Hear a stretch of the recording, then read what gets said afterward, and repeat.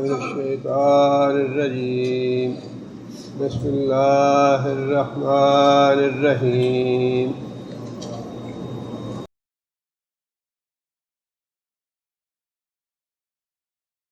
یریدون وہ چاہیں گے ان یخرجوا من النار یہ کہ نکلیں آگ سے وما هم بخارجین منها حالانکہ وہ آگ سے نکلنے والے نہیں وَلَهُمْ عَذَابٌ مُقِيمٌ اور ان کے لیے نہ ٹلنے والا عذاب ہے۔ اس آیت کا تعلق پچھلی آیت کے ساتھ ہے جس میں اللہ تعالیٰ نے یہ بات ارشاد فرمائی تھی کہ جن لوگوں نے ہماری آیتوں کا انکار کیا اگر وہ یہ چاہیں گے قیامت کے دن کہ روئے زمین کے برابر ساری دولت بھی فدیے میں دے کے اپنے آپ کو جہنم سے چھڑا لیں تو یہ ممکن نہیں ہوگا۔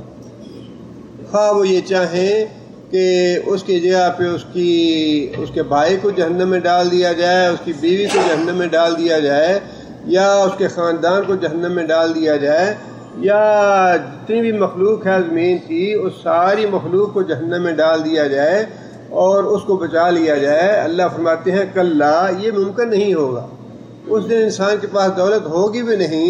لیکن یہ بات سمجھانے کے لیے اللہ نے فرمایا کہ اگر ایسا ممکن ہوتا تب بھی اللہ کا قانون یہ نہیں ہے لا تذر وازرۃ وزر اخری، باپ کی جگہ پہ بیٹا نہیں جائے گا، بیٹے کی جگہ باپ نہیں جائے گا، جس نے جو کمایا ہے وہ اپنی جزا یا سزا پائے گا۔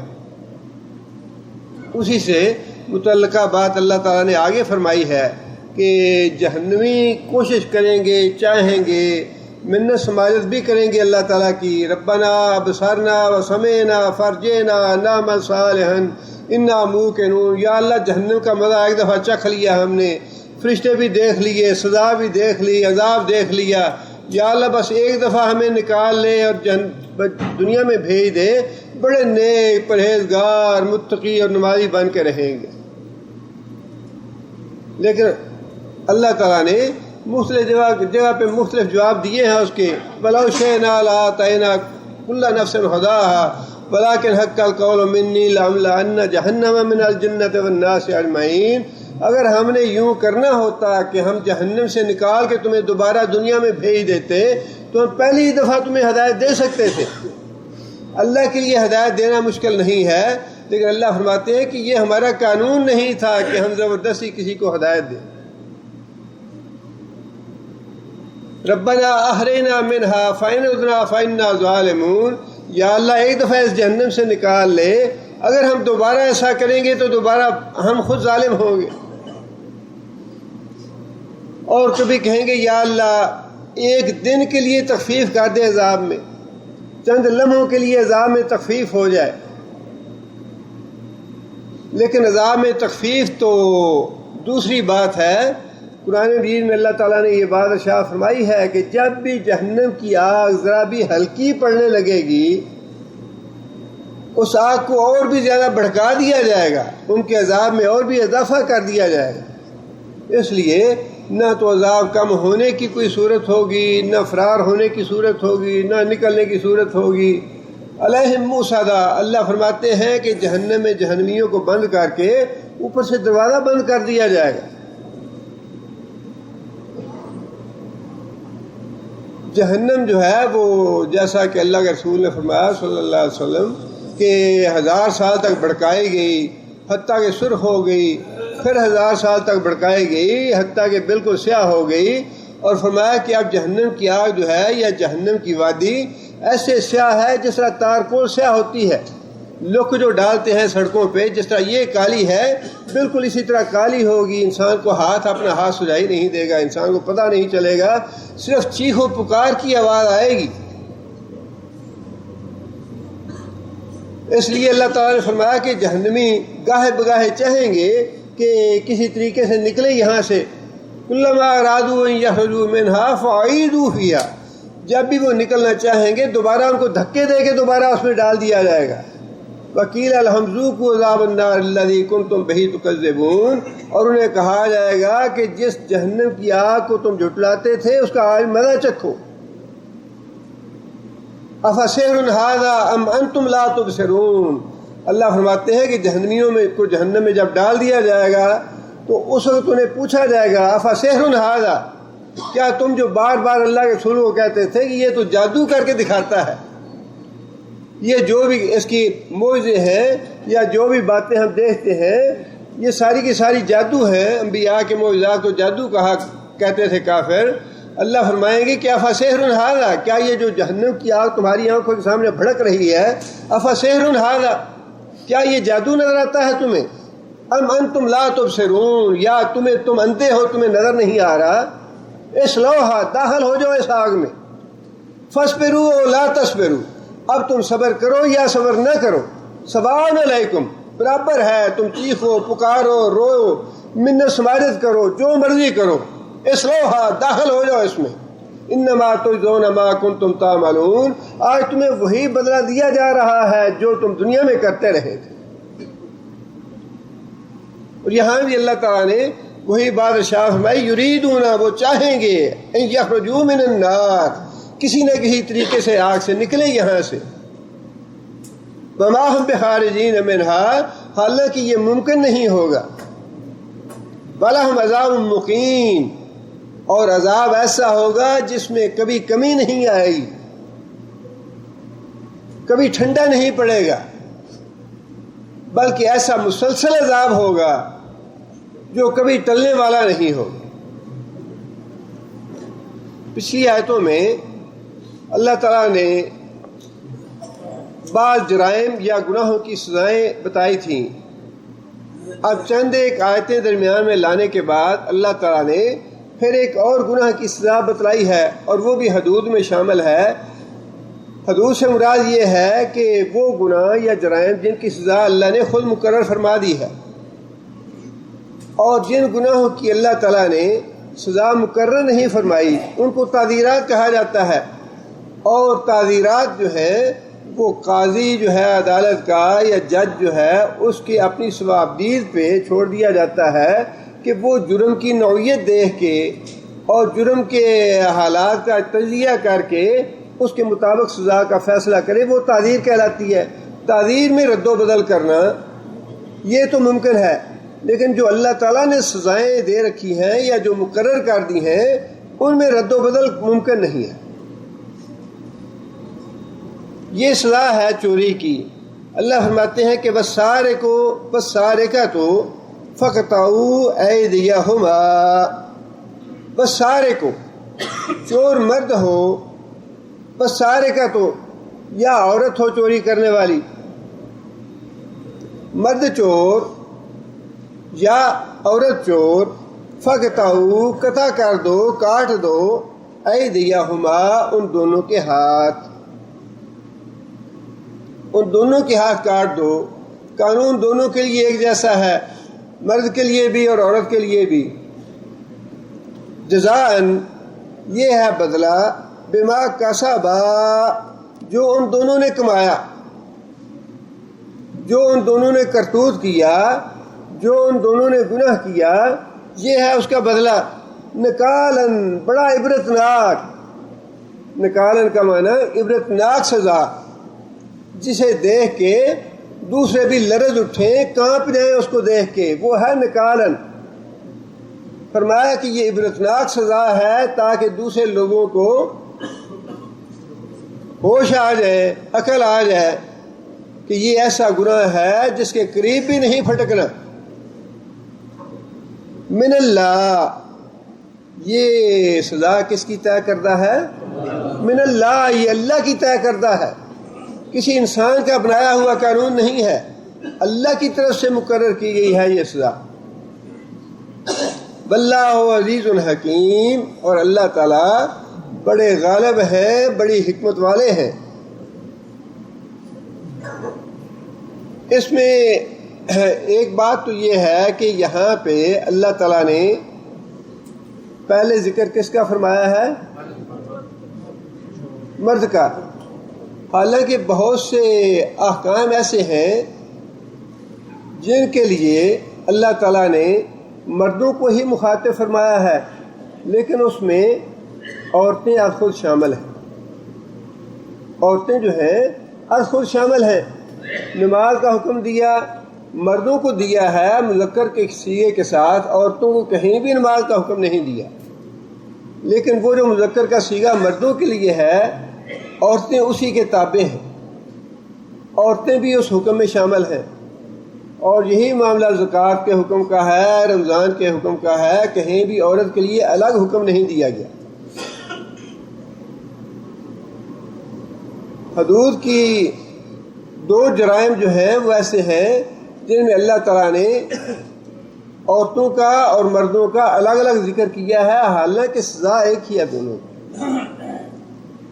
سزا تو ایک ہی تھی، ہاتھ کاٹنے کی، مردوں کو حکم دے دیا جاتا تو اسی حکم میں عورتیں بھی شامل تھیں، لیکن چونکہ معاملہ سزا دینے کا تھا اور سزا بھی بڑی سنگین ہے، اس لیے شبہ دور کرنے کے لیے، اور بعض لوگ جو ہیں وہ بال کی کھال اتارنے والے ہوتے ہیں اور اللہ تعالیٰ کے احکام کو توڑنے موڑنے میں بڑے ماہر ہوتے ہیں، اس لیے اللہ تعالیٰ نے شک و شبہ دور کرنے کے لیے وضاحت کے ساتھ یہ بات ارشاد فرما دی کہ چور خواہ مرد ہو یا چوری عورت کرے، دونوں کے لیے ہے یہ سزا۔ دوسری بات یہ کہ جہاں پہ اللہ تعالیٰ نے سورہ نور میں زانی مرد اور زانی عورت کی سزا کا ذکر فرمایا ہے، وہاں کیسی کن الفاظ کے ساتھ ہے ذکر؟ الزانیۃ والزانی فاجلدوا کل واحد منہما مئۃ جلدۃ۔ یہاں پہلے ذکر کس کا ہے؟ پہلے عورت کا ذکر ہے۔ زنا کی سزا کے موقع پہ اللہ تعالیٰ نے عورت کا ذکر پہلے کیا ہے، اور چوری کے معاملے میں مرد کا ذکر پہلے کیا ہے۔ کیا وجہ؟ اس کی وجہ یہ ہے کہ مرد کی جو ذمہ داریاں ہیں معاشرے میں یا گھر میں، خاندان میں، اس میں یہ شامل ہے کہ وہ کمائی کر کے لائے۔ کمائی کرنا جو ہے وہ اس کے فرائض میں شامل ہے۔ کمائی اس کے فرائض میں شامل ہونے کے باوجود بھی اگر وہ چوری کرتا ہے تو اس کا مطلب یہ ہے کہ وہ اس کے جرم کی نوعیت زیادہ سنگین ہو جاتی ہے۔ عورت جو ہے اس کے لیے مال کمانا جو ہے وہ اس کے فرائض میں شامل نہیں، اس لیے اس اعتبار سے اس کے گناہ کی نوعیت تھوڑی سی ہلکی ہو جاتی ہے۔ اللہ نے فرق تو نہیں رکھا سزا میں، لیکن اس اعتبار سے تھوڑی سی اس کی نوعیت ہلکی ہو جاتی ہے کہ مال کمانا جو ہے وہ اس کے فرائض میں شامل نہیں، جبکہ مرد جو ہے اس کے فرائض میں یہ شامل ہے کہ وہ مال کمائے۔ فرائض میں شامل ہونے کے باوجود اگر وہ حرکت کرے تو اس کا مطلب یہ ہے کہ اس کے گناہ کی نوعیت جو ہے وہ اور بڑھ جاتی ہے، زیادہ سنگین ہو جاتی ہے۔ اس لیے اللہ نے یہاں مرد کا پہلے ذکر فرمایا، اور وہاں جہاں اللہ تعالیٰ نے زانی کی سزا کا ذکر فرمایا وہاں عورت کا ذکر پہلے فرمایا۔ عورت کا ذکر اس لیے اللہ نے فرمایا پہلے کہ طبعی طور پہ، پیدائشی طور پہ اللہ تعالیٰ نے عورت میں شرم و حیا زیادہ رکھی ہے۔ عورت میں اللہ تعالیٰ نے طبعی طور پہ، پیدائشی طور پہ شرم و حیا زیادہ رکھی ہے مرد کی نسبت۔ جرم دونوں کا ایک جیسا ہے، سزا بھی دونوں کی ایک جیسی ہے، لیکن ذکر پہلے کرنے سے عورت کے لیے چونکہ اس کو زیادہ با حیا اور زیادہ شرم والا بنایا ہے، اس کے مزاج میں زیادہ شرم رکھی ہے، اس لیے اس کے جرم کی نوعیت جو ہے وہ زیادہ سنگین ہو جاتی ہے مرد کی نسبت۔ سزا ایک ہی ہے اور جرم بھی ایک جیسا ہی ہے، لیکن اس کا ذکر پہلے کرنے سے صرف یہ بتانا مقصود ہے کہ چونکہ عورت میں شرم و حیا اللہ نے زیادہ رکھی ہے، لہٰذا اس کو زیادہ محتاط ہونا چاہیے اس معاملے میں۔ دوسری بات اللہ نے یہ فرمائی، فَقْطَعُوا قطع کر دو أَيْدِيَهُمَا، ایدی دونوں ہاتھ، ہما ان کے، ان دونوں کے۔ لیکن یہ بات سنت سے ثابت ہے اور اجماع ہے اس پہ ائمہ کرام کا کہ پہلی چوری کے موقع پہ صرف ایک ہاتھ کاٹا جائے گا۔ پہلی مرتبہ چور چوری کرے گا تو اس کا ایک ہاتھ دایاں کاٹا جائے گا، دوسری مرتبہ چوری کرے گا تو پھر اس کا بایاں پاؤں کاٹا جائے گا، تیسری مرتبہ چوری کرے گا تو پھر بایاں ہاتھ کاٹا جائے گا، چوتھی مرتبہ چوری کرے گا تو پھر دایاں پاؤں کاٹا جائے گا۔ یہ ہے ترتیب۔ آگے یہ فرمایا کہ دوسری بات جو اہم ہے اس میں وہ یہ ہے کہ جس کو شریعت سرقہ کہتا ہے وہ ہے کیا، کس قسم کی چوری پہ شریعت سرقہ کا حکم نافذ کرتی ہے۔ اس میں علماء نے اور ائمہ اکرام نے بعض چیزوں کی وضاحت فرمائی ہے۔ اس میں ایک بات تو یہ ہے کہ ذاتی ملکیت ہونا ضروری ہے، جو چوری کی جائے، جس کی چوری ہو، چوری کی تعریف میں یہ بات شامل ہے کہ ذاتی ملکیت ہونی چاہیے۔ جو اجتماعی قسم کی ملکیتیں ہیں، اجتماعی ملکیتیں، ان میں سے اگر کوئی آدمی چوری کرے گا تو اس پہ سرقہ کی یہ حد یا سزا نافذ نہیں ہو، یا جس میں لوگوں کے مساوی حقوق ہوں، جس چیز میں وہاں سے اگر کوئی آدمی چوری کرتا ہے، چوری تو ہوگی وہ اور اس کی سزا بھی ملے گی، لیکن وہ سزا تعزیر ہوگی، وہ سرقہ کی تعریف میں نہیں آئے گا اور اس پہ سرقہ کی حد نہیں لگے گی۔ اور اس کی سزا یہ ہے، مثال یہ ہے کہ بیت المال ہے جو اجتماعی بینک ہے یا خزانہ ہے ملک کا، کسی کی ذاتی ملکیت نہیں ہے، بیت المال سے اگر کوئی آدمی چوری کرتا ہے تو اس کو سزا ملے گی، عرف عام میں چوری ہی ہے وہ، لیکن اس پہ سرقہ کی حد نافذ نہیں ہوگی۔ اسی طرح دوسری شرط یہ ہے کہ وہ مال محفوظ کیا گیا، غیر محفوظ مال کو اگر کوئی اٹھا لیتا ہے تو اس کی تو سزا ہوگی، تعزیر ہوگی، لیکن اس کے لیے حد نافذ نہیں ہوگی۔ مثال کے طور پہ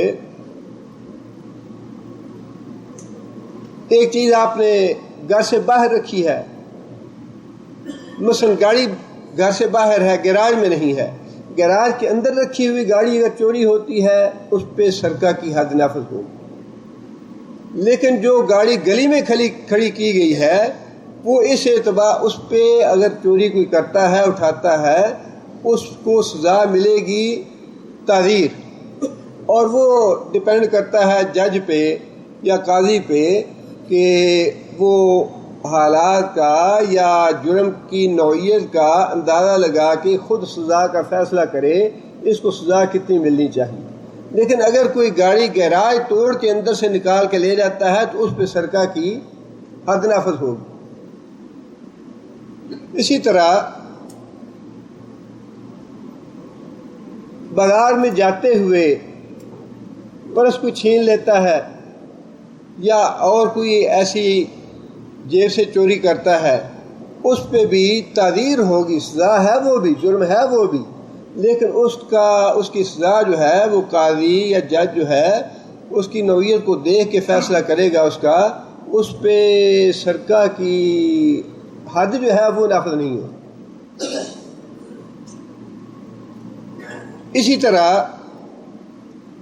اگر کسی کو کوئی آدمی کام کرنے کے لیے جاتا ہے، کسی دفتر میں جاتا ہے، کسی اسٹور میں جاتا ہے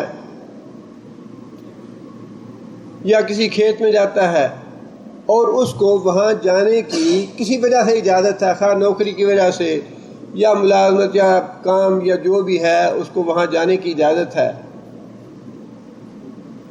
وہ آدمی اگر جس جگہ اس کو جانے کی اجازت ہے اس جگہ سے وہ کوئی چیز اٹھا کے لے جاتا ہے تو اس پہ بھی تعزیر ہے، اس کی سزا ملے گی اسے، جو جج یا قاضی فیصلہ کرے گا، لیکن اس پہ سرقہ کی حد نافذ نہیں ہوگی۔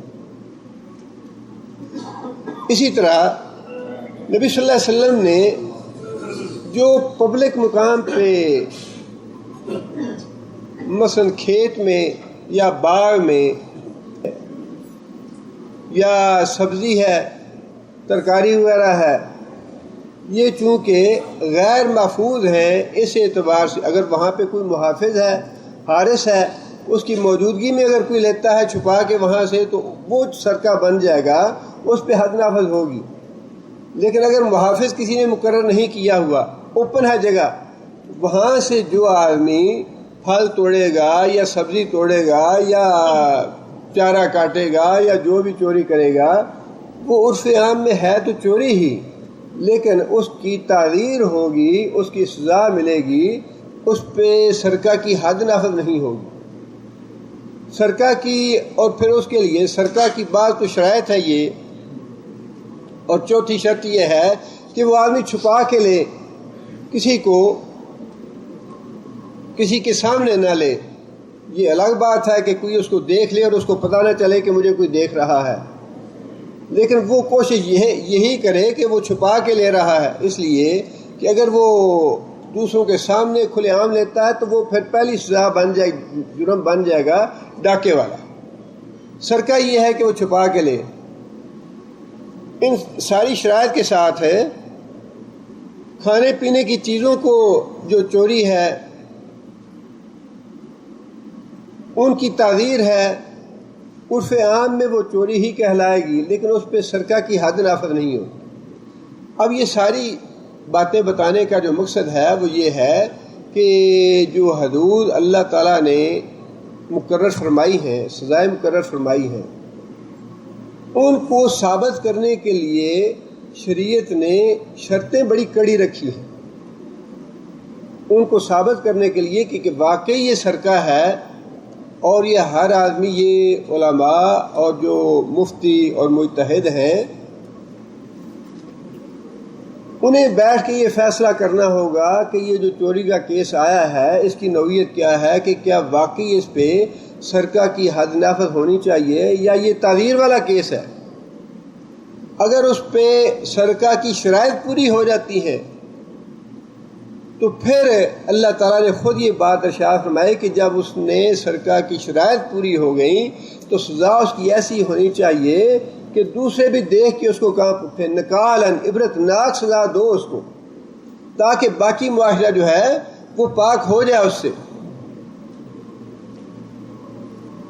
ہمارے ہاں اچھا ایک بات تو یہی ہے کہ اللہ تعالیٰ نے یہ فرما دیا من اللہ کہ یہ سزا اللہ کی مقرر کرتا ہے، لیکن اس کے آخر میں اللہ تعالیٰ نے یہ بات ارشاد فرمائی کہ واللہ عزیز، اللہ تعالیٰ غالب ہے۔ غالب اس لحاظ سے کہ اللہ تعالیٰ کو مکمل اختیار ہے اس بات کا کہ جو بھی اللہ حکم دینا چاہے اپنے بندوں کو، اللہ تعالیٰ کو اس بات کا اختیار ہے کہ وہ حکم نافذ کریں یا وہ سزا مقرر کر دیں۔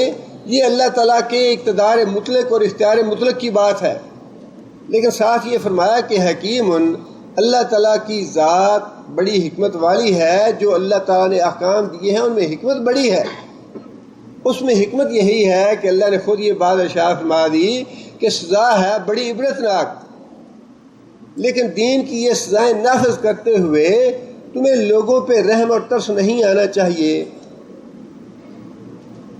تاکہ ایک آدمی کو سزا دے کے، ایک آدمی کو معاشرے میں عبرت ناک بنا کے باقی جو معاشرہ ہے یا باقی جو لوگ ہیں معاشرے کے، ان سب کو محفوظ کر دیا جائے، وہ امن سے رہیں، انہیں راتوں کو اپنے گھروں میں جاگنا نہ پڑے، انہیں حارس نہ رکھنے پڑے یا انہیں بندوق بردار اپنے گھروں میں نہ رکھنے پڑے، انہیں پتہ ہو کہ حکومت کا قانون جو ہے وہ یہاں نافذ ہوتا ہے،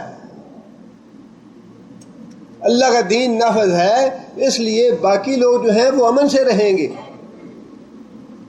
لیکن ہمارے ہاں دو باتیں جو ہیں وہ بڑی غلط ہیں۔ ایک بات تو یہ کہ جی یہ سزائیں بڑی ظالمانہ ہیں اور بڑی وحشیانہ ہیں۔ پہلی بات تو یہ ہے اللہ کی مقرر کردہ سزاؤں کو وحشیانہ اور ظالمانہ کہنا اور پھر یہ دعویٰ کرنا کہ میں مسلمان ہوں، یہ بدترین منافقت ہے۔ سب سے بڑا منافق ہے وہ جو آدمی اسلام کا دعویٰ بھی کرے اور اس کے بعد قرآن مجید کی کسی آیت کا انکار کرے یا اس کا استہزاء کرے یا اس کی تہذیب کرے یا اس کی تحقیر کرے یا اس کو ماننے میں تعمل کرے۔ سب سے بڑا منافق ہے وہ۔ اور پھر دوسری بات یہ ہے، جہاں تک معاملہ ہے نا کافروں کا، ان کا معاملہ تو ہمیں چھوڑ دینا چاہیے کہ وہ تو ہیں ہی کافر، لیکن جواب کے طور پہ یہ تو کہا جا سکتا ہے کہ جو لوگ اپنے آپ کو مہذب کہتے ہیں، جو اپنے آپ کو بڑا ترقی پسند اور ترقی یافتہ کہتے ہیں، ذرا وہ یہ تو بتائیں کہ اپنے ٹارچر خانے جو انہوں نے خفیہ بنا رکھے ہیں، بظاہر تو وہ یہ کلیم کرتے ہیں جی موت بھی ہم نہیں دینا چاہتے، یا پھانسی کی سزا بھی بڑی ظالمانہ ہے، پھانسی کی سزا بھی نہیں ہونی چاہیے، قتل بھی نہیں ہونا چاہیے، اور سنسار تو بڑی ظالمانہ سزا ہے، ہاتھیں کاٹ دینا تو بڑا غیر مہذب سزا ہے۔ ٹھیک ہے، تم یہ کہتے ہو کہ یہ ساری ایسے ظالمانہ ہیں، مہذب ہیں، لیکن تم یہ بتاؤ کہ جن مجرموں کو تم پکڑتے ہو اور اپنے خفیہ ٹارچر خانوں میں لے جاتے ہو، جن کو تم ناخن جدا کر دیتے ہو، جن کو بجلی کے کرنٹ لگاتے ہو، جن کی اپنے ٹارچر خانوں کے اندر چمڑیاں ادھیڑ دیتے ہو، کھالیں اتار دیتے ہو، کیا وہ ظالمانہ سزائیں تمہیں نظر نہیں آتی؟ ایسی ایسی ظالمانہ سزائیں یہ اپنے قید خانوں میں اور جیل خانوں میں دیتے ہیں کہ انسان پڑھ کے کانپ اٹھتا ہے، انسان کی روح تک لرز جاتی ہے۔ لیکن وہ سزائیں اسلام نے ان کو خفیہ نہیں رکھا۔ اسلام تو کہتا ہے کہ برسر عام یہ سزائیں دو تاکہ معاشرہ جو ہے وہ ان جرائم سے پاک ہو جائے۔ زانی کی سزا جو ہے وہاں پہ اللہ تعالیٰ نے خاص طور پہ یہ بات ارشاد فرمائی، وَلَا تَأْخُذْكُمْ بِهِمَا رَأْفَةٌ فِي دِينِ اللَّهِ، اللہ کا دین نافذ کرتے ہوئے، اللہ کے حکم پہ عمل کرتے ہوئے تمہیں کسی پہ ترس نہیں آنا چاہیے۔ جو اللہ نے حکم دیا ہے وہ نافذ کرو، اور لوگوں کے سامنے نافذ کرو تاکہ دوسرے لوگوں کو عبرت حاصل ہو اور دوسرے لوگ اس گناہ کے قریب تک نہ پھٹکیں اور معاشرہ جو ہے وہ امن و سلامتی کے ساتھ زندگی بسر کرے۔ امن و سلامتی جو ہے وہ ممکن ہی اسی طرح ہے کہ یہ سزائیں جو ہیں انہیں نافذ کیا جائے۔ جہاں یہ سزائیں نافذ نہیں ہیں وہاں دیکھیے کہ امن و امان کی حالت کیا ہے، اور پوری دنیا میں مثال تو ایک ہی ہے، سعودی عرب میں یہ سزائیں نافذ ہیں، لیکن جتنی بھی سزائیں نافذ ہیں اور جو سزائیں نافذ ہیں اس کے نتیجے میں آج بھی دوسرے ممالک سے ان کا مقابلہ کر لیجیے۔ جو اپنے آپ کو مہذب ترین ممالک کہتے ہیں ان کے ساتھ مقابلہ کر لیجیے کہ جرائم کی رفتار اور جرائم کی نسبت وہاں کیا ہے اور یہاں کیا ہے۔ اس لیے اللہ تعالیٰ نے خود یہ بات ارشاد فرما دی کہ سزا جو ہے یہ ہے تو نکالن عبرتناک سزا ہے، لیکن اللہ فرماتے ہیں کہ میں حکیم ہوں، میرے اس حکم میں بڑی حکمت ہے۔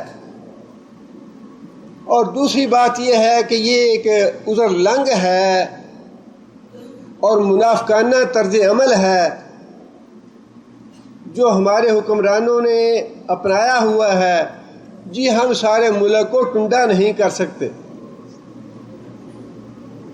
چوری کی سزا نافذ کر کے سارے ملک کو ٹنڈا نہیں کر سکتے، جس کا مطلب یہ ہے کہ خود تم چور بنانا چاہتے ہو سارے ملک کو۔ دوسرے الفاظ میں اس کا مطلب یہی ہے کہ تم چور بنانا چاہتے ہو سارے ملک کو، کہ جتنی مرضی چوریاں کرو، تمہیں کھلی چھٹی ہے، تمہیں کوئی کہنے والا نہیں ہے، تمہیں کوئی پکڑنے والا نہیں ہے۔ اور اس کا نتیجہ آج دیکھ لیں کہ کچھ لوگ بیچارے ایسے ہیں جو اپنی اولادوں کو فاقے کی وجہ سے بیچ رہے ہیں، اپنے ہاتھوں میں دریاؤں میں پھینک رہے ہیں، اپنے ہاتھوں سے ان کو ذبح کر رہے ہیں اور ٹرینوں کے نیچے ان کو دے رہے ہیں۔ اور دوسری طرف حال یہ ہے کہ کرپشن اربوں کی ہوتی ہے اور کوئی انہیں پوچھنے والا نہیں ہے۔ اگر یہ سزا ان ظالموں میں سے کسی ایک کو بھی دے دی جائے تو سارا ملک اس غلاظت اور گند سے پاک ہو جائے۔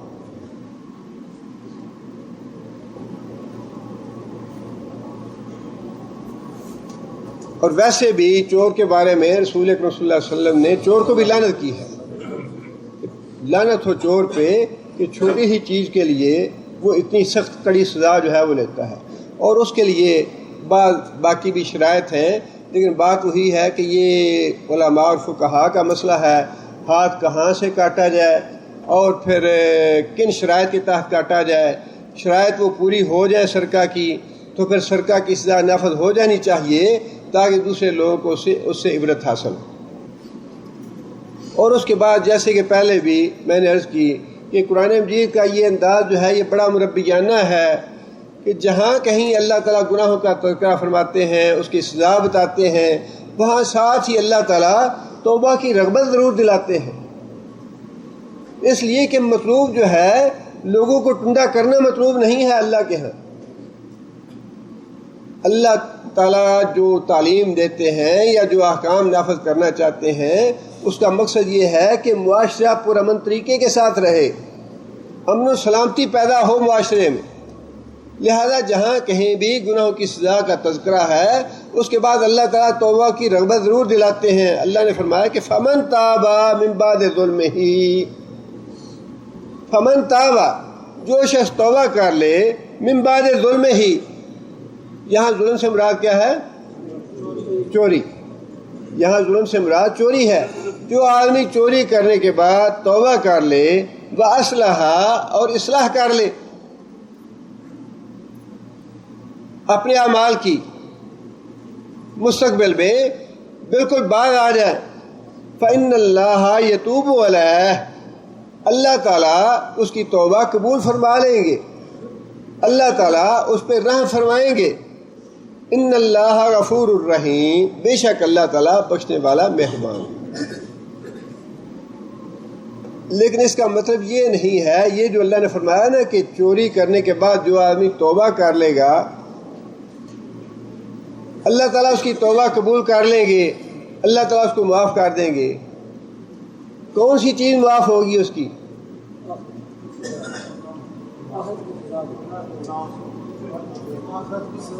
اس کی آخرت کی سزا معاف کریں گے اللہ تعالیٰ۔ دنیا کا جو قانون ہے بڑا سخت ہے اللہ تعالیٰ کا۔ چوری کی، سرقہ کی شرائط پوری جب ہو جائے اور بندے پہ مقدمہ ہو جائے، عدالت میں آ جائے، تو پھر اس کی دنیا کی سزا جو ہے وہ ہر صورت پہ نافذ ہونی ہی ہونی ہے۔ دنیا کی سزا جو ہے وہ بندے کی توبہ سے معاف نہیں ہوگی۔ دنیا کی سزا بندے کے توبہ کرنے سے معاف نہیں ہوگی۔ ہاں البتہ ایک صورت ہے کہ عدالت میں آنے سے پہلے جس آدمی کی چوری کی ہے آدمی اس سے معافی تلافی کرا کے مال اس کو واپس کر دے، مقدمہ عدالت میں نہ جائے، تو پھر توبہ کرے، اس صورت میں اس کی جان چھوٹ سکتی ہے۔ لیکن جب مقدمہ عدالت میں چلا گیا، سرقہ کی شرائط پوری ہو گئیں، پھر اس کی دنیا کی سزا معاف نہیں ہوگی اس کی توبہ سے، البتہ اس کی توبہ سے آخرت کی سزا جو ہے وہ ٹل جائے گی۔ نبی صلی اللہ علیہ وسلم کے زمانے میں آدمی نے چوری کی اور چوری کی شرائط پوری ہو گئیں، نبی صلی اللہ علیہ وسلم نے اس کا ہاتھ کٹوا دیا۔ ہاتھ کٹوانے کے بعد نبی صلی اللہ علیہ وسلم نے اس کو حکم دیا کہ اللہ کے حضور توبہ کرو، استغفر اللہ واتوب الیہ کہو۔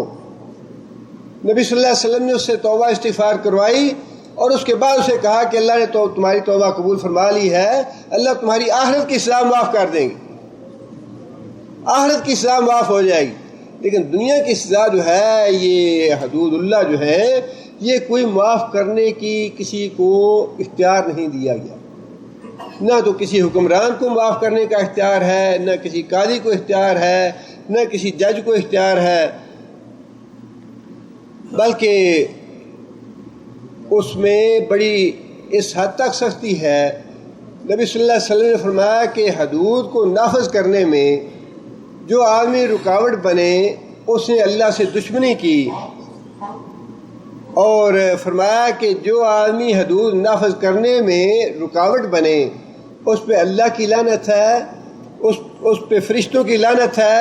اللہ تعالیٰ اس کی نہ فرض عبادت قبول کرتے ہیں نہ اس کی نفل عبادت قبول ہوتی ہے، جو آدمی حدود کو نافذ کرنے میں رکاوٹ بنے۔ اس لیے جو دنیا کی سزا ہے وہ کسی صورت معاف نہیں ہوگی جو حدود اللہ میں سے ہے۔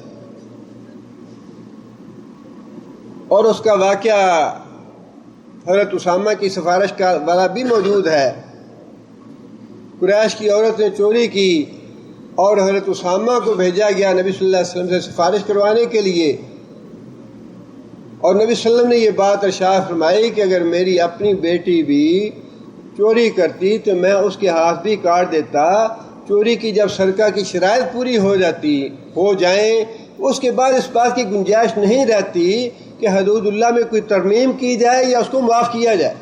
جب اللہ کے رسول اس کو معاف نہیں کر سکتے، اس میں بات ویسے تو مساوات والی بھی ہے کہ نبی صلی اللہ علیہ وسلم نے فرق نہیں چھوڑا، خواہ میری بیٹی ہو یا کسی غیر کی بیٹی ہو، مساوات کا بھی ہے حکم اس میں، لیکن اصل جو بات ہے اس حدیث میں وہ بات یہی ہے کہ حدود اللہ کو معاف کرنا اللہ کے رسول کے اختیار میں بھی نہیں ہے۔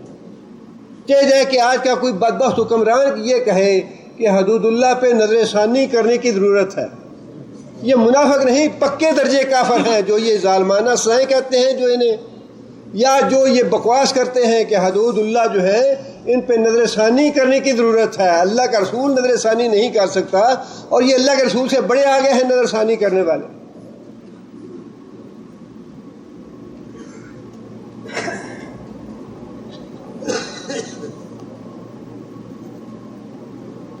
آگے پھر اللہ تعالیٰ نے اس سزا کے بارے میں، چونکہ اللہ تو عالم الغیب ہے اور کافروں نے، منافقوں نے، دشمنوں نے، اللہ کو معلوم تھا کہ پراپیگنڈا کرنا ہے اس کے بارے میں، لوگوں کا، اہل ایمان کا ایمان پکا کرنے کے لیے اللہ تعالیٰ نے اور بھی مزید اس پہ وضاحت یہ فرما دی، الم تعلم، کیا تو نہیں جانتا؟ بڑے زوردار انداز سے اللہ تعالیٰ نے یہ بات ارشاد فرمائی ہے، الم تعلم، کیا تو نہیں جانتا ان اللہ لہ ملک السماوات والارض، مالک ہے اللہ زمین و آسمان کا، چاہے تو ساری مخلوق کو اٹھا کے جہنم میں ڈال دے، یہ اس کا حق ہے، پھر بھی اللہ ظالم نہیں ہوں گے، پھر بھی اللہ کو کوئی وحشی معاذ اللہ ثم معاذ اللہ نہیں کہہ سکتا۔ اللہ کا حق ہے، اللہ مالک ہے، اللہ رازق ہے، اللہ خالق ہے، لیکن وہ ڈالے گا اس لیے نہیں کہ اللہ ظالم نہیں ہے، لیکن حق ہے اس کا، وہ مالک ہے زمین و آسمان کا۔ الم تعلم، کیا تم اندھے ہو، کیا تم جانتے نہیں، کیا تم دیکھتے نہیں کہ اللہ مالک ہے زمین و آسمان کا، اللہ جو چاہے جیسا چاہے حکم دے اور نافذ کرے اسے۔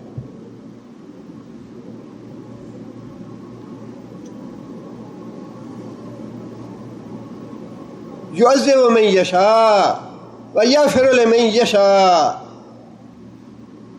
اللہ جس کی سزا چاہے معاف کر دے اور جس کو سزا دینا چاہے اس کو سزا دے۔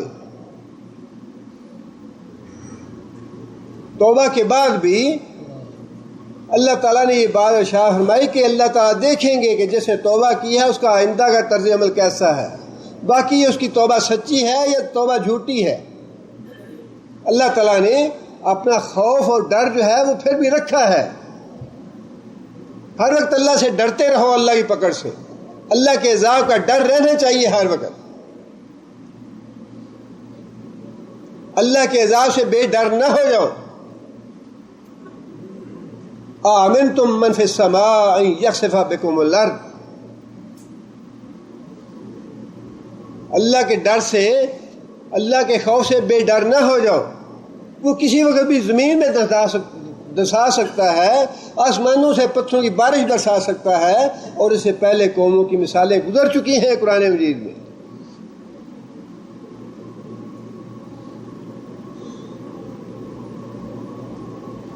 واللہ علی کل شیء قدیر، اور اللہ تعالیٰ ہر چیز پہ قادر ہے۔ آگے پھر اللہ تعالیٰ نے یہ درمیان میں حدود کی جو سزائیں تھیں یہ درمیان میں اللہ تعالیٰ لے آئے، لیکن اس سے پہلے بھی منافقوں کا اور اہل کتاب کا ذکر تھا۔ اب یہ چند آیات آنے کے بعد پھر اللہ تعالیٰ دوبارہ وہی مضمون لا رہے ہیں، اور اب یہ آگے کافی رکوع تک اہل کتاب کا اور منافقوں کا ذکر جو ہے وہ چلے گا۔ اللہ فرماتے ہیں کہ یا ایھا الرسول لا یحزنک الذین یسارعون فی الکفر، اے رسول لا یحزنک، تجھے غم میں مبتلا نہ کریں الذین وہ لوگ جو سارعون جو سرعت دکھاتے ہیں، تیزی دکھاتے ہیں، فی الکفر کفر کے معاملے میں، کفر کو پھیلانے میں، اسلام کی راہ روکنے میں جو لوگ اپنی قوتیں صرف کر رہے ہیں اور جو لوگ بڑی تیزی دکھانے والے ہیں، انہیں دیکھ کے آپ کو رنجیدہ نہیں ہونا چاہیے۔ ظاہر ہے کہ اللہ کے رسول کی تو یہ ذمہ داری تھی اسلام کو پھیلائیں ساری دنیا میں، اور جب کوئی اسلام کا راستہ روکتا تھا تو اللہ کے رسول رنجیدہ ہوتے تھے، اللہ کے رسول غمزدہ ہوتے تھے اس سے کہ یہ دین کا راستہ کیوں روک رہے ہیں۔ اللہ تعالیٰ نے نبی صلی اللہ علیہ وسلم کو اس بات کا اطمینان دلایا کہ یہ جو دین کا راستہ روکنے والے ہیں، کفر پھیلانے والے ہیں، ان کے طرز عمل سے آپ کو رنجیدہ نہیں ہونا چاہیے، اور یہ آپ کو کوئی نقصان بھی نہیں پہنچا سکیں گے۔ آپ کو رنجیدہ بھی نہیں ہونا چاہیے اور آپ کو یہ کوئی نقصان بھی نہیں پہنچا سکیں گے۔ یہ کون لوگ ہیں؟ کفر کی اشاعت کرنے والے اور دین کا راستہ روکنے والے۔ اللہ فرماتے ہیں من الذین قالوا آمنا، کون لوگ ہیں؟ من الذین قالوا آمنا، یہ وہی بدبخت لوگ ہیں جو زبان سے کہتے ہیں آمنا، ہم ایمان لائے ہیں، بافواہہم، اپنی زبانوں سے، اپنے منہوں سے یہی بات کہتے ہیں کہ ہم تو مومن ہیں، ہم تو ایمان لائے ہیں۔ اور سب سے زیادہ خطرناک گروہ مسلمانوں کے لیے یہی ہے جو اپنی زبان سے کہتا ہے کہ ہم بھی مسلمان ہیں، ہم بھی نمازیں پڑھنے والے ہیں۔ یہ آج کل تو خیر نمازوں والی بات جو ہے وہ بڑی دور کی بات ہے، لیکن اس زمانے میں منافق بھی باقاعدگی سے 5 نمازیں پڑھتے تھے، زکاتیں بھی ادا کرتے تھے اور روزے بھی رکھتے تھے، لیکن اس کے باوجود دلوں میں کفر تھا، کافروں کی محبت، کافروں کی تہذیب سے محبت، کافروں کے معاملات سے محبت، ان کے مفادات سے محبت، ساری چیزیں جو تھیں ان کی وہ کافروں کے ساتھ ملی ہوئی تھیں۔ بس فقط مسلمانوں کے لیے یہی تھا کہ اپنی زبان سے یہ بات کہتے آمنا، ہم بھی ایمان لائے ہیں۔ یخادعون اللہ والذین آمنوا، دھوکہ دینے کے لیے اللہ کو اور اہل ایمان کو کہ ہم بھی ایمان لائے ہیں۔ وَلَمْ تُؤْمِنْ قُلُوبُهُمْ، اللہ تعالیٰ نے واضح طور پہ فرما دیا کہ حالانکہ ان کے دل ایمان نہیں لائے، اور یہی بات اللہ تعالیٰ نے بالکل ابتدا میں واضح فرما دی۔ قرآن مجید کا یہ انداز بڑا ہی خوبصورت اور بڑا اچھا ہے۔ پڑھتے ہی انسان کو 3 کردار جو ہیں اللہ تعالیٰ شروع میں ہی اللہ تعالیٰ نے سامنے رکھ دیے۔ ایک کردار تو اہل ایمان کا ہے جو ایمان بالغیب لانے والے ہیں، اللہ اور اللہ کے رسول کے آگے سر نیچا کرنے والے، فرما برداری اور اطاعت کرنے والے۔ اللہ تعالیٰ نے سب سے پہلے ذکر ان کا کر دیا، اور پھر دوسرا گروہ بھی بڑا واضح ہے، کھلی کھلی بات ہے، یہ ہم نہیں مانتے، اللہ کے رسول پہ نہیں مان لاتے۔ اللہ نے فرمایا ٹھیک ہے نہیں مانتے جاؤ جہنم۔ لیکن جو تیسرا گروہ ہے خطرناک ترین گروہ، اس کی بڑی پہچان کروائی اللہ نے ابتدا میں ہی، اس کا بڑا سخت تعارف کرا دیا اللہ تعالیٰ نے ابتدا میں ہی۔ اللہ فرماتے ہیں کہ اذا قیل لہم لا تفسدوا فی الارض، جب ان سے کہا جاتا ہے جو کہتے ہیں کہ آمنا باللہ وبالیوم الآخر، ہم بھی ایمان لائے ہیں اللہ پہ اور یوم آخر پہ۔ اللہ فرماتے ہیں جب ان سے یہ کہا جاتا ہے لا تفسدوا فی الارض، تمہارے طرز عمل سے زمین میں فساد برپا ہو رہا ہے، زمین کا امن و امان خراب ہو رہا ہے، کہتے ہیں قالوا انما نحن مصلحون، ہم تو صلح پسند ہیں، تمہارے ساتھ بھی رکھتے ہیں ان کے ساتھ بھی رکھتے ہیں، دنیا نہیں چلانی ہے، ہم کاٹ کے نہیں رہ سکتے، دنیا میں گزارا تو کرنا ہے، ان کے ساتھ بھی رکھتے ہیں، تمہارے ساتھ بھی رکھتے ہیں۔ انما نحن مصلحون، ہم تو صلح جو ہیں اور صلح کے ساتھ رہنا پسند کرتے ہیں۔ اللہ تعالیٰ نے وہاں بھی یہ بات ارشاد فرما دی، الا انہم هم المفسدون، یہی بدبخت فسادی ہیں جو زبان سے کہتے ہیں کہ ہم ایمان لائے، دل ان کے ایمان نہیں لائے۔ فی قلوبہم مرض، ان کے دلوں میں نفاق کا مرض ہے۔ فزادہم اللہ مرضا، اللہ ان کے مرض میں اور بھی اضافہ کرے گا ان کی منافقت کی وجہ سے۔ یہاں بھی اللہ تعالیٰ نے واضح طور پہ یہ بات ارشاد فرما دی، وَلَمْ تُؤْمِنْ قُلُوبُهُمْ، ان کے دل ایمان نہیں لائے، ان کی زبانیں ایمان لائی ہیں۔ زبان سے کہتے ہیں کہ ہم مومن ہیں، ہم مسلمان ہیں، لیکن دل سے مومن نہیں ہے یہ۔ اور دوسرا گروہ کون سا ہے؟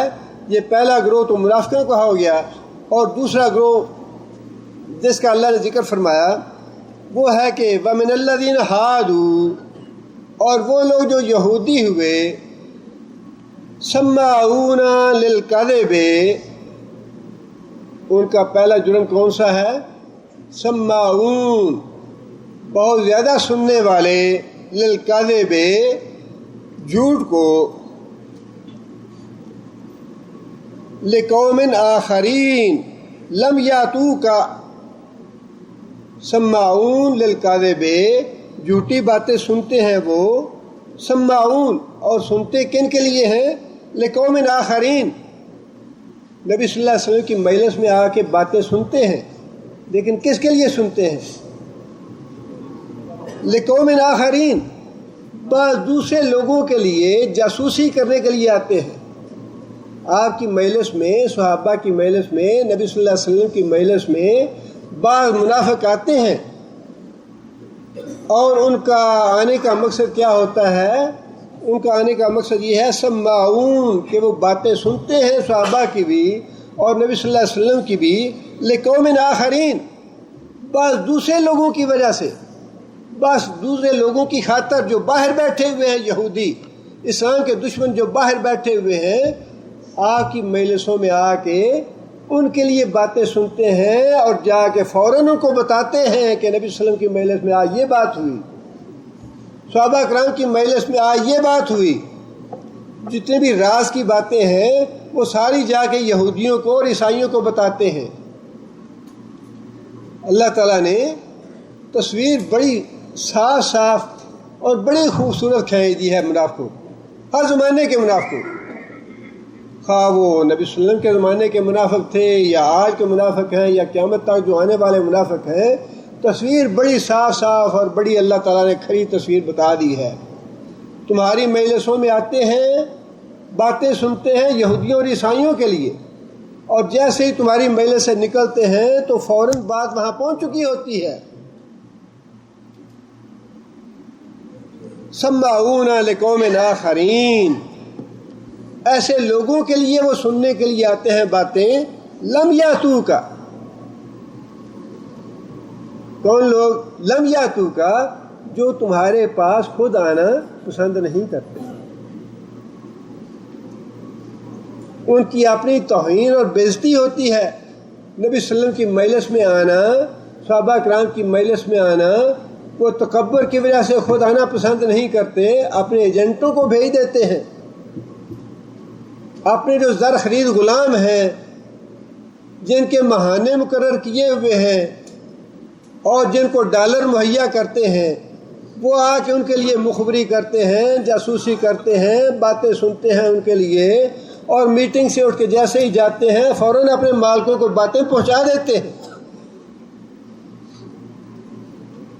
لم یاتو، تیرے پاس خود آنا پسند نہیں کرتے وہ، لیکن باتیں ان کو پہنچاتے ہیں جا کے، یہ آتے انہی کی طرف سے ہیں، انہی کے مفادات کے تحفظ کے لیے آتے ہیں، باتیں پہنچاتے ہیں جا کے ان کو۔ اور دوسری بات یہ ارشاد فرمائی، یحرفون الکلم من بعد مواضعہ، یحرفون الکلم، اور جو اللہ کے احکام ہیں ان میں تعریف کرتے ہیں، تبدیلی کرتے ہیں، من بعد مواضعہ، جبکہ اللہ تعالیٰ ان احکام کو پوری طرح متعین کر چکا ہے کہ میرے اس حکم کا یہ مطلب ہے، یہ مفہوم ہے۔ اس آیت کے بارے میں مفسرین نے 2 واقعات لکھے ہیں جو شان نزول ہے ان آیتوں کا۔ ان میں ایک واقعہ تو یہ ہے، یہودیوں کے 2 قبیلے مدینہ کے قریب آباد تھے، ایک بنو نذیر کا قبیلہ اور ایک بنو قریظہ کا قبیلہ، اور بنو قریظہ تھوڑے کمزور تھے، بنو نذیر جو ہے یہ طاقتور اور زیادہ زور آور قبیلہ تھا۔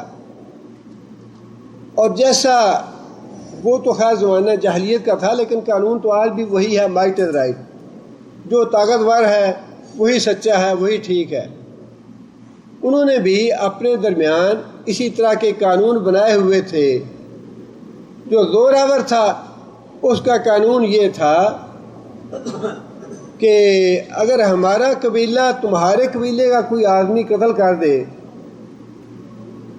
تو ہمیں دیت دینی پڑے گی 300 یا 400 من کھجور، لیکن اگر تمہارا آدمی ہمارے قبیلے کوئی آدمی قتل کر دے گا تو ہم اس کے بدلے میں تمہارا آدمی ہی قتل کریں گے۔ زور آور قبیلہ جو تھا اس نے یہ قانون بنا رکھا تھا کہ اگر ہمارا آدمی کوئی قتل کرے گا تمہارے آدمی کو تو ہم صرف دیت دیں گے، قتل نہیں ہونے دیں گے اپنا بندہ۔ اگر تمہارا آدمی کوئی ہمارے آدمی کو قتل کرے گا تو پھر ہم دیت نہیں لیں گے، ہم بندہ ہی قتل کریں گے۔ اور اسی طرح بعض دوسرے قانون تھے کہ اگر تمہاری عورت ہماری عورت قتل ہو جائے گی تو ہم اپنی عورت کے بدلے میں تمہارا مرد قتل کریں گے، لیکن اگر ہمارے ہاتھوں تمہاری عورت قتل ہوگی تو ہماری عورت ہی قتل ہوگی، ہمارا مرد قتل نہیں ہوگا۔ بالکل یہ اسی طرح کے قانون تھے جس طرح کے قانون آج ہیں کہ ہمارے جرنیل جو ہیں وہ جنگی جرائم سے بالا تر ہیں، اپنی پارلیمنٹ سے یہ منظور کروا لیا ہے کہ ہمارے جو جرنیل ہیں ان پہ جنگی جرائم کے مقدمات نہیں ہو سکیں گے، باقی ساری دنیا کے جتنے بھی جرنیل ہیں، کرنیل ہیں یا فوجی ہیں ان پہ جنگی جرائم قائم ہو سکتے ہیں، ہماری قوم کے جرنیلوں پہ جنگی جرائم جو ہیں وہ نہیں قائم ہوں گے۔ یہ بالکل ویسا ہی قانون ہے جیسا زمانہ جاہلیت میں تھا۔ بنو قریظہ جو کمزور تھا قبیلہ، اس کے آدمی نے بنو نذیر کا آدمی قتل کر دیا۔ اب یہ اس وقت کا واقعہ ہے جب نبی صلی اللہ علیہ وسلم تشریف لا چکے تھے۔ بنو قریظہ کو تھوڑی سی حوصلہ افزائی ہو گئی، تھوڑی ہمت بند گئی کہ اب تو مسلمانوں کا نبی ہمارے درمیان موجود ہے اور ان کا قانون جو ہے وہ نافذ ہے اور وہ ایسے نہیں ہونے دیں گے ظلم، لہٰذا ہم اپنا مقدمہ جو ہے نبی صلی اللہ علیہ وسلم کے پاس لے جاتے ہیں۔ بنو نذیر چونکہ ان کی طاقت اور قوت تھی، ان کا ہاتھ اوپر تھا، وہ نہیں چاہتے تھے کہ مقدمہ جو ہے وہ نبی صلی اللہ علیہ وسلم کے پاس جائے۔ انہوں نے تو پہلے سے اپنا قانون بنایا ہوا تھا کہ چونکہ تمہارے آدمی نے قتل کیا ہے لہٰذا ہم تمہارا آدمی ہی قتل کریں گے۔ بنو قریظہ نے تھوڑا سی مزاحمت کی اور تھوڑا سی ہمت سے کام لیا کہ ہم یہ مقدمہ جو ہے یہ نبی صلی اللہ علیہ وسلم کے پاس لے جاتے ہیں۔ بنو نذیر جو تھے انہوں نے افہام و تفہیم کرنے پہ مجبور ہو گئے اور طے یہ کیا کہ ہم چند آدمی اپنے بھیجتے ہیں نبی صلی اللہ علیہ وسلم کے پاس اور وہ ان سے جا کے مشورے کے طور پہ بات کریں، فیصلہ نہ کروائیں بلکہ مشورے کے طور پہ کہ اگر یوں ہو جائے تو آپ کی شریعت میں، آپ کے دین میں اس کا فیصلہ کیا ہوگا یا اس کی کیا سزا ہے۔ اگر تو معاملہ ہماری مرضی کا ہوا، کوئی تھوڑی سی نرمی کا معاملہ ہوا تو ہم مقدمہ لے جائیں گے اور وہاں فیصلہ کرا لیں گے، لیکن اگر معاملہ ویسا ہی سخت ہوا تو پھر ہم نبی صلی اللہ علیہ وسلم کی عدالت میں مقدمہ نہیں لے جائیں گے۔ اس لیے ایک تو یہ واقعہ تھا، اس پہ اللہ تعالیٰ نے یہ تبصرہ فرمایا آگے اسی آیت میں کہ وہ یہ کہتے ہیں یا چاہتے ہیں اگر تو فیصلہ ہماری مرضی کا ہو تو ہم مان لیں گے، لیکن اگر ہماری مرضی کا فیصلہ نہ ہو تو ہم نہیں مانیں گے۔ ایک تو یہ واقعہ شان نزول ہے اس آیت کا۔ دوسرا واقعہ یہ ہے کہ خیبر میں ایک عورت اور مرد نے، یہودیوں کے ایک عورت اور مرد نے زنا کیا، اور مقدمہ انہوں نے نبی صلی اللہ علیہ وسلم کے پاس لے آئے۔ نبی صلی اللہ علیہ وسلم نے یہودیوں سے پوچھا کہ تم یہ بتاؤ کہ تمہاری تورات میں اس کی کیا سزا ہے؟ وہ کہنے لگے کہ ہماری تورات میں سزا یہ ہے کہ زانی مرد اور عورت کو کوڑے مارے جائیں اور ان کا منہ کالا کر کے گدھے پہ بٹھا کے ان کی تذلیل کی جائے۔ یہ ہے ہماری تورات میں۔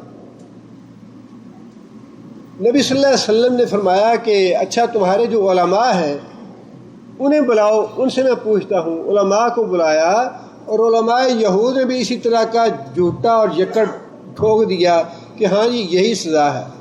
نبی صلی اللہ علیہ وسلم نے فرمایا کہ اچھا تمہارے ہاں ایک عالم ہے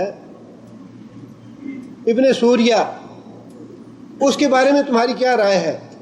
یہودی کہنے لگے کہ وہ تو ہمارے درمیان سب سے بڑا عالم ہے، سب سے بڑا فاضل آدمی ہے اور تورات کو سب سے اچھا جاننے والا ہے۔ نبی صلی اللہ علیہ وسلم نے فرمایا کہ اچھا پھر اس کو بلاؤ۔ اس کو بلایا گیا۔ نبی صلی اللہ علیہ وسلم نے اسے یہ پوچھا کہ میں تمہیں اس ذات کی قسم دے کے بات پوچھتا ہوں جس ذات نے موسیٰ علیہ السلام پہ تورات نازل کی، کہ تمہاری تورات میں زنا کی سزا کیا لکھی ہوئی ہے؟ ابن سوریہ کہنے لگا کہ اے محمد صلی اللہ علیہ وسلم، آپ نے مجھے اتنی سخت قسم دی ہے، جس ذات کی آپ نے قسم دی ہے وہ اتنی سخت قسم ہے کہ اگر میں اب بھی جھوٹ بولوں گا تو تورات مجھے جلا ڈالے گی۔ اگر میں اب بھی جھوٹ بولا تو تورات مجھے جلا ڈالے گی، لہٰذا میں سچی بات بتاتا ہوں، اور وہ بات یہ ہے کہ ہماری تورات میں زانی مرد اور زانی عورت کی سزا اس کو سنسار کرنا ہے۔ بات بتا دی۔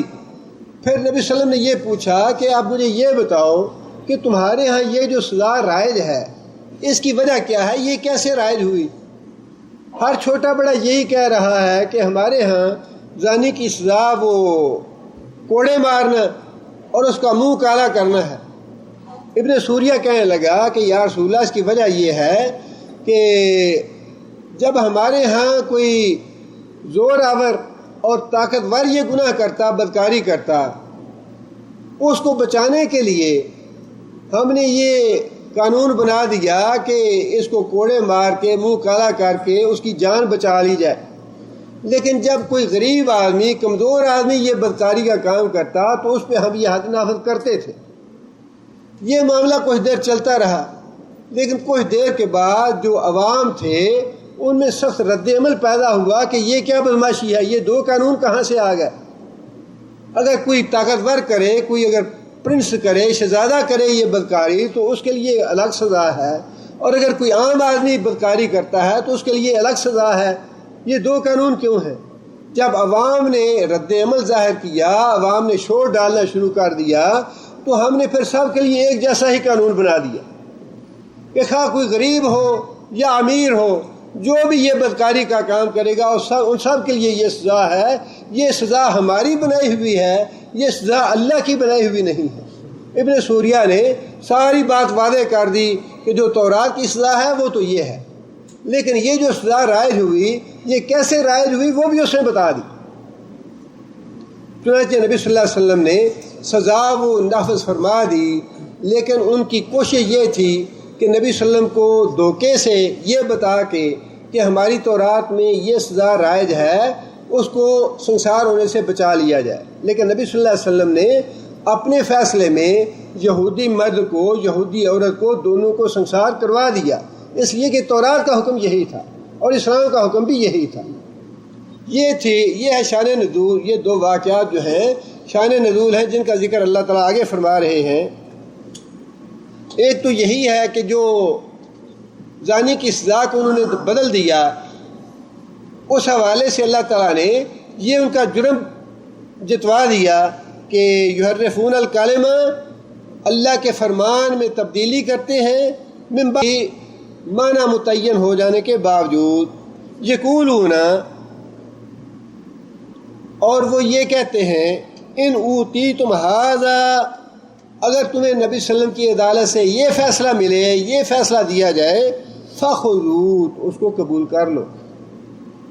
اگر تو نبی صلی اللہ علیہ وسلم ہماری مرضی کا فیصلہ دیں فخذوہ تو وہ قبول کر لو، پر لم تو ہو فاحذروا اور اگر ہماری مرضی کا فیصلہ نہ دیں فاحذروا تو پھر اسے بچے رہو، پھر اسے دور رہو، وہ قبول نہ کرو۔ یہ تھی ان کی سوچ یہودیوں کی، جس وجہ سے اللہ تعالیٰ نے آگے یہ بات ارشاد فرمائی وَمَن يُرِدِ اللَّهُ فِتْنَتَهُ اور جس کے بارے میں اللہ یہ ارادہ کر لے فتنتہ اس کو فتنے میں ڈالنا، یہاں فتنے سے مراد ہے گمراہ کرنا۔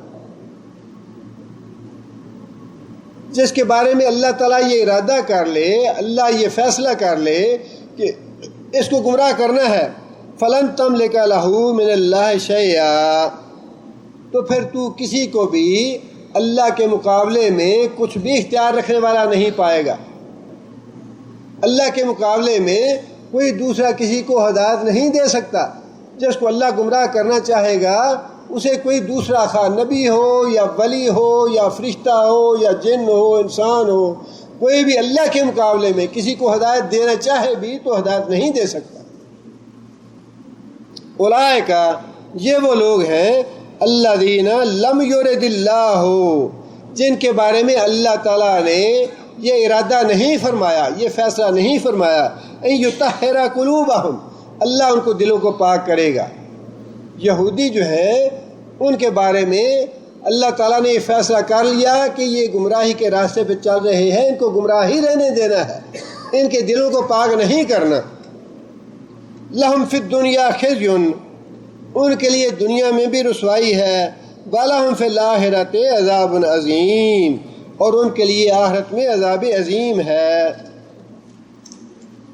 یہاں جو بات اہم ہے وہ یہ ہے کہ اللہ تعالیٰ نے یہ جو بات ارشاد فرمائی، اللہ تعالیٰ نے ان کو گمراہ کرنے کا فیصلہ کر لیا، اللہ ان کے دلوں کو اب پاک نہیں کرے گا۔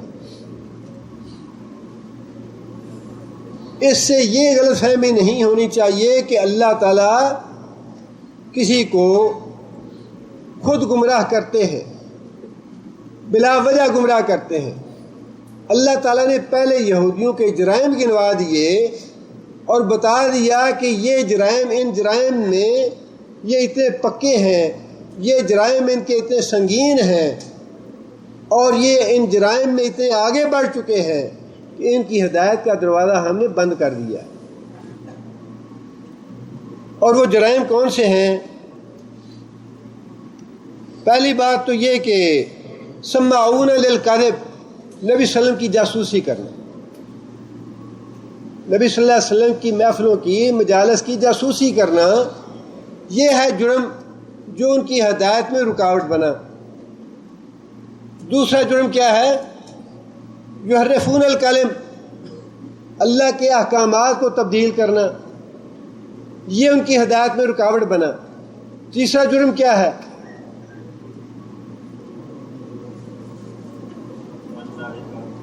تیسرا جرم یہ ہے کہ ان کی جو نیت ہے وہ یہ ہے کہ اگر ہماری مرضی کا فیصلہ ہوا نبی صلی اللہ علیہ وسلم کی عدالت سے پھر ہم قبول کریں گے، اور اگر ہماری مرضی کا فیصلہ نہ ہوا تو پھر قبول نہیں کریں گے۔ یہ تیسرا جرم ہے۔ تینوں جرم ہیں یہ یہودیوں کے، جس کی وجہ سے اللہ تعالیٰ نے یہودیوں کو سزا یہ دی دنیا میں بھی تمہارے لیے رسوائی اور آخرت میں بھی عذاب عظیم ہے تمہارے لیے۔ اور یہ اللہ تعالیٰ نے یہودیوں کے جو جرائم گنوائے ہیں اور بار بار ان کو دہرایا ہے، اللہ تعالیٰ نے پورے قرآن مجید میں اللہ تعالیٰ نے پھیلا دیے ان کے جرائم تاکہ مسلمان ان کو پڑھتے رہیں، اور اس کا نتیجہ یہ ہونا چاہیے کہ مسلمانوں کے اندر یہ جرائم نہیں ہونے چاہیے۔ اللہ تعالیٰ کے احکام کو، نبی صلی اللہ علیہ وسلم کے احکام میں کسی کو رد و بدل کرنے کا اختیار نہیں۔ جو اللہ اور اللہ کے رسول نے باتیں ارشاد فرما دی ہیں، جسے ماننی ہے وہ من و ان مانے، جسے نہیں ماننی جہنم میں جائے۔ اس بات کا اختیار نہیں ہے کہ اللہ کے رسول کے احکام کو بدلا جائے۔ ٹھیک ہے، جس سے پردہ نہیں اپنی بیوی سے کروانا نہ کرے، جہنم میں جائے۔ یہ بکواس نہ کرے کہ پردہ ہے نہیں، چہرے کا پردہ نہیں ہے، پردہ چہرے کا نہیں ہے تو ہے کہاں کا؟ باقی جو جسم ہے اس پہ تو لباس ویسے ہی ہے۔ ٹانگوں کا پردہ تو مطلوب ہی نہیں ہے، ٹانگیں تو ویسے ہی ڈھکی ہوئی ہیں۔ باقی جسم جو ہے اس پہ تو دو کپڑے ویسے ہی ہیں عورت کے لیے جس طرح مرد کے لیے ہے۔ اگر چہرے کا پردہ نہیں تو ہے کس بات کا؟ نہیں کرنا تو نہ کرو، لیکن یہ مت کہو یہ قرآن سے ثابت نہیں ہے، حدیث سے ثابت نہیں ہے۔ جس نے قبول نہیں کرنی حدود، وہ حدود قبول نہ کرے، جہنم میں جائے۔ لیکن یہ مت کہو کہ یہ وحشیانہ سزائیں ہیں، یہ ظالمانہ سزائیں ہیں۔ جسے سود کھانا ہے وہ سود کھائے، جہنم میں جائے۔ لیکن یہ مت ثابت کرنے کی کوشش کرو نہیں جی دارالحرب ہو، دارالاسلام ہو، نہیں جی یہ مرکب ہے، یہ مفرد ہے، یہ فلاں ہے، یہ فلاں ہے۔ یہ مت کوشش کرو کہ اللہ کے جو احکام ہیں ان کو بدل دیا جائے۔ کھاتے ہو تو کھاتے رہو، جہنم میں جاؤ، لیکن اس کو ٹیڑھا میڑھا مت بناؤ۔ جیسے حکم ہے ویسے حکم رہنے دو اس کو ویسے ہی۔ اور تیسرا جرم جو ہے وہ بھی موجود ہے ہمارے مسلمانوں کے اندر، منافقوں میں۔ جس چیز پہ اپنی طبیعت آمادہ ہوتی ہے وہ تو ہم قبول کر لیتے ہیں اسلام کی، لیکن جس چیز پہ اپنی طبیعت آمادہ نہ ہو وہ قبول کرنے کے لیے ہم تیار نہیں ہوتے۔ ٹی وی کے بغیر ہمارا گزارا نہیں ہوتا، اس لیے کہ طبیعت نہیں مانتی۔ اللہ کے رسول کا حکم واضح ہے تصویر کے بارے میں، تصویریں دیکھنے کے بارے میں، غیر محرم کو دیکھنے کے بارے میں، غیر محرم کی آواز سننے کے بارے میں، گانے بجانے سننے کے بارے میں، احکام سارے واضح ہیں، لیکن طبیعت ہماری اپنی بدبخت ہے۔ ہم خود گناہوں میں ڈوبے ہوئے ہیں۔ ہم چاہتے نہیں ہیں گھر سے ٹی وی نکالنا، ہم چاہتے نہیں ہیں اب جرائم اور گناہوں کو گھر سے پاک کرنا، ہم خود نہیں چاہتے، بہانے بناتے ہیں۔ اللہ کے رسول کے جو احکام ہیں ان کو توڑ موڑ کے اپنی مرضی کا بناتے ہیں انہیں۔ اور یہی وہ جرم تھا یہودیوں کا، اپنی مرضی کا فیصلہ ہوا تو قبول کر لیں گے، اپنی مرضی کا فیصلہ نہ ہوا تو نہیں قبول کریں گے۔ عملاً ہم بھی وہی کرتے ہیں۔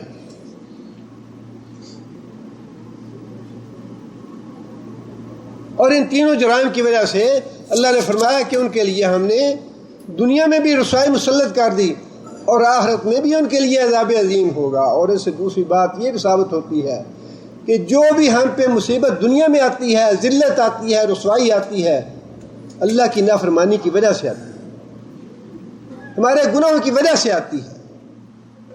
جو بھی مصائب و علام ہیں، خود اللہ تعالیٰ نے یہ بات ارشاد فرمائی قرآن مجید میں، وما اصابکم من مصیبت فبما کسبت ایدیکم، جو بھی مصیبت آتی ہے تم پہ تمہارے اپنے ہاتھوں کے کرتوتوں کی وجہ سے آتی ہے۔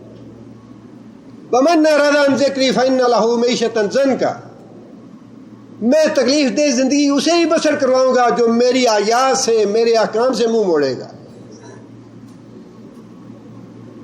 وما یفعل اللہ بعذابکم ان شکرتم وآمنتم، اگر تم اللہ کے شکر گزار بندے بن کے رہو، اللہ تعالیٰ پہ ایمان لے آؤ، اللہ کی فرما برداری اختیار کرو، ما یفعل اللہ بعذابکم، اللہ تمہیں سزا کیوں دے گا؟ اللہ تمہیں مصیبتوں اور پریشانیوں میں کیوں مبتلا کرے گا؟ رسول اکرم صلی اللہ علیہ وسلم نے الگ الگ جرائم اور گناہ کے جو نقصانات ہیں گنوایا ہے انہیں، فرمایا کہ جھوٹ سے انسان کے مال میں برکت ختم ہو جاتی ہے، جھوٹ کی وجہ سے انسان کا آیا ہوا رزق واپس ہو جاتا ہے،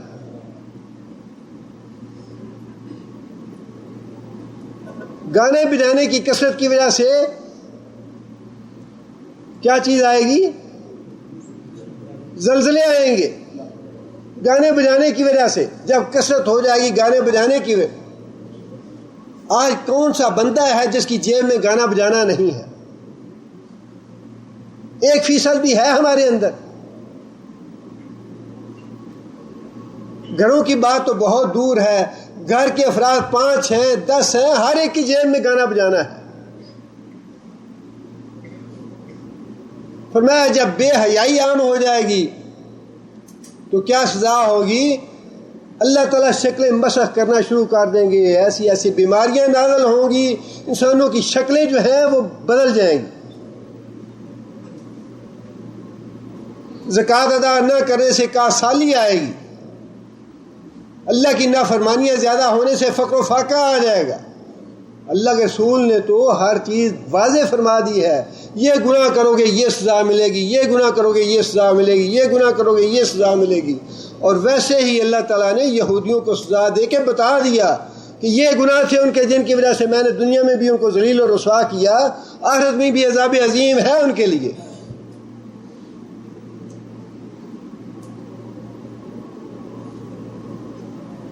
ہم نہ نماز نہ پڑھیں کوئی پرواہ نہیں ہے، حلال حرام میں تمیز نہ کریں کوئی پرواہ نہیں ہے، ماں باپ کے حقوق ہیں، اولاد کے حقوق ہیں، بیوی بچوں کے حقوق ہیں، ہمسایوں کے حقوق ہیں، کوئی پرواہ کرنے کی ضرورت نہیں ہے۔ پھر کہتے ہیں جی بڑی پریشانی ہے، بڑی ٹینشن ہے، بڑی تکلیف ہے، بڑے مسائل ہیں، بڑے مصائب آ گئے ہیں۔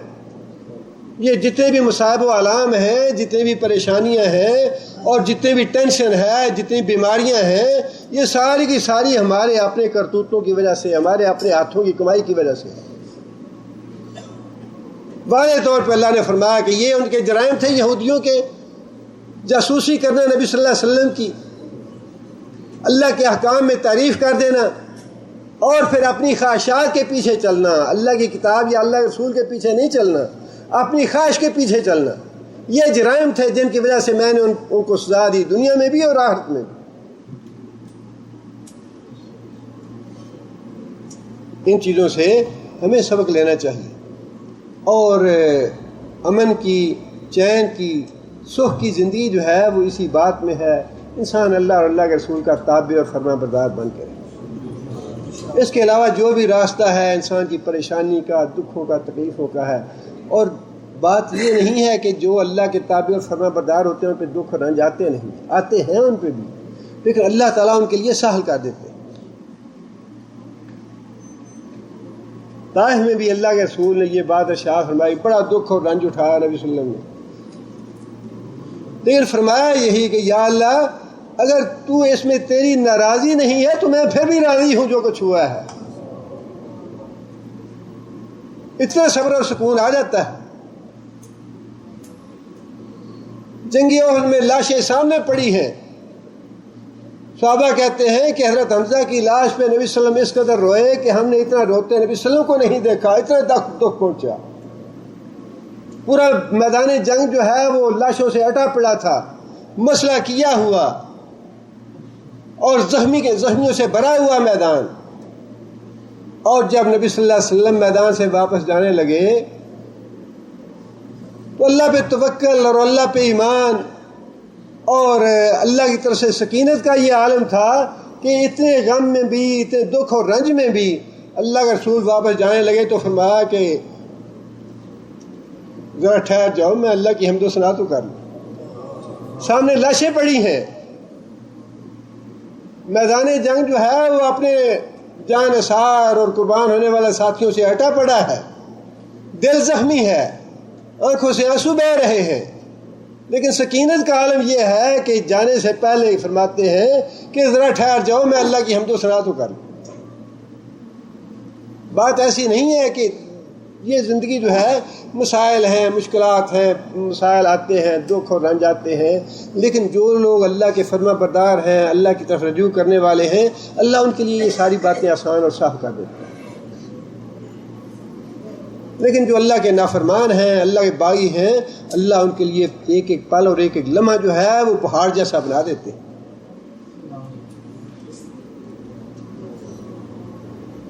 اللہ تعالیٰ سے دعا کرنی چاہیے کہ اللہ تعالیٰ ہمیں عمل کی توفیق بھی عطا فرمائے۔ سبحان ربک رب العزت عما یصفون۔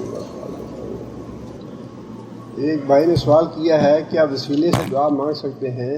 پچھلے درس میں بڑی وضاحت کے ساتھ یہ مسئلہ واضح کیا تھا کہ وسیلہ کسی بزرگ کا نام لے کے اس کے وسیلے سے دعا کے قبول ہونے کی درخواست کرنا یا دعا مانگنا یہ سنت سے ثابت نہیں ہے۔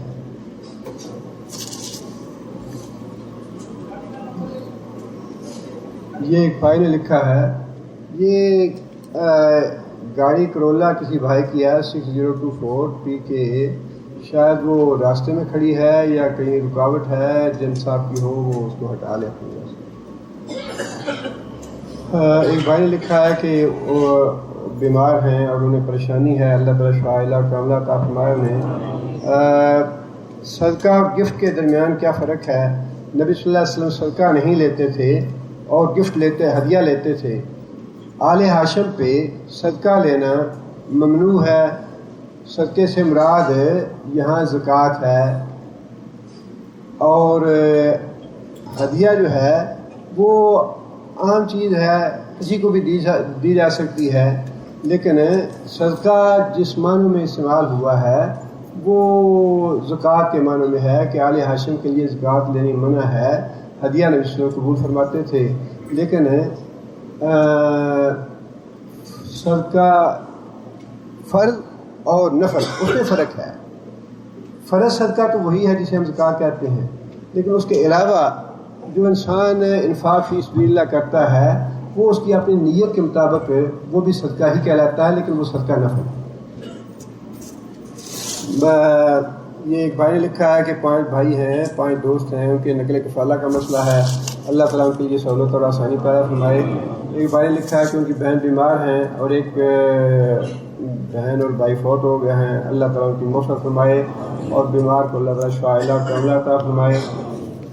یہ ایک بھائی نے اعلان کروایا ہے کہ بھائیوں سے گزارش ہے قریب ہو کر بیٹھیں تاکہ بعد میں آنے والوں کے لیے جگہ باقی رہے۔ صدقہ فطر نکالنا کس وقت بہتر ہوتا ہے؟ رمضان میں صدقہ فطر ہوتا ہے اور آخری عشرے میں عید سے بہرحال پہلے، یہ تو شرط ہے، عید کے بعد نکالا گیا صدقہ جو ہے وہ صدقہ فطر نہیں بلکہ عام صدقہ ہوگا۔ اس سے عید سے پہلے نکالنا چاہیے۔ کتنے دن پہلے نکالنا چاہیے یہ انسان اپنی سہولت کے مطابق دیکھ لے کہ 2-3 دن پہلے اگر نکال دے تب بھی ٹھیک ہے، لیکن اگر کوئی پاکستان بھجوانا چاہتا ہے، کسی دوسری جگہ بھجوانا چاہتا ہے اور وہ ہفتہ عشرہ پہلے نکال دے تو انشاءاللہ اس میں بھی حرج کی بات نہیں ہے۔ ایک بھائی نے لکھا ہے وہ روزگار کی وجہ سے پریشان ہے، اللہ تعالیٰ ان کی پریشانی دور فرمائے، اور اسی طرح کفالت کے لیے بھائیوں نے لکھا ہے، اللہ تعالیٰ ان کی کفالت کے مسئلے حل فرمائے۔ گھر والے گمراہی کے لیے دوستوں سے دعا کی درخواست ہے، اللہ تعالیٰ ان کا نیک جذبہ قبول فرمائے۔ جس بھائی نے درخواست کے لیے لکھا ہے اور خود خاص طور پہ گاہے بگاہے جب موقع ہو حکمت کے ساتھ ہدایت کے لیے بات بھی کرنی چاہیے، وعظ اور نصیحت بھی کرنا چاہیے، لیکن موقع محل دیکھ کے، اور ان کے لیے دعا بھی کرنی چاہیے۔ ایک بھائی نے لکھا ہے کہ جاب میں پروموشن کے سلسلے میں ان کی مشکلات ہیں، اللہ تعالیٰ ان کی مشکل دور فرمائے۔ اور ایک بھائی نے لکھا ہے 3 دن پہلے ان کے بہن کی وفات ہوئی ہے، اللہ تعالیٰ مغفرت فرمائے ان کی۔ اور ایک بھائی نے لکھا ان کی والدہ جو ہے پریشان ہے، بیمار ہیں، اللہ شفاء کاملہ عطا فرمائے انہیں۔